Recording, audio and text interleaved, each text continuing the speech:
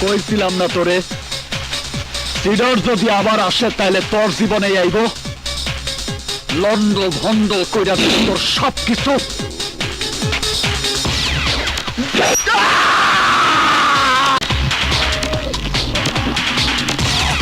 সারা জীবন তুই মানুষকে গাচ্ছ, তারপর আলোচনা শুরু করছ।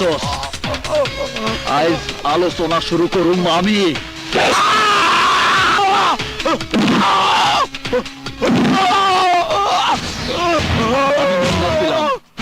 তুই আমারে সিডর বানাইছস, ভয়ঙ্কর সিডর। সেই সিডর থেকে আমি আবার মুন্না হইতে চাইছিলাম, কিন্তু তুই আমারে মুন্না হইতে দেস তাই। এইবার দেখ সিডরের তাণ্ডব।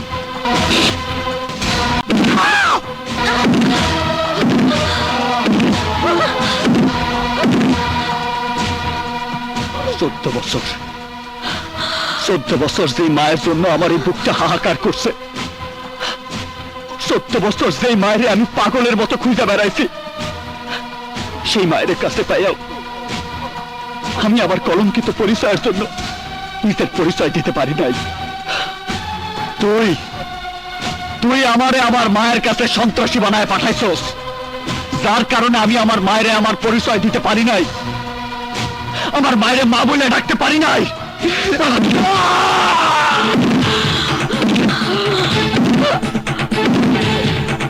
কেন সাদা, কেন কেন তুই আমারে আমার অবুঝ বয়সে পুলিশের প্রিজন ভ্যান থেকে কিডন্যাপ করছিলি?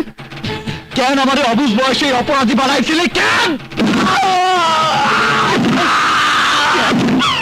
কেন আমি তোর অপরাধী বানাই নাই, তুই ছোট্ট বয়সে তোর বাপের খুন করছিলে।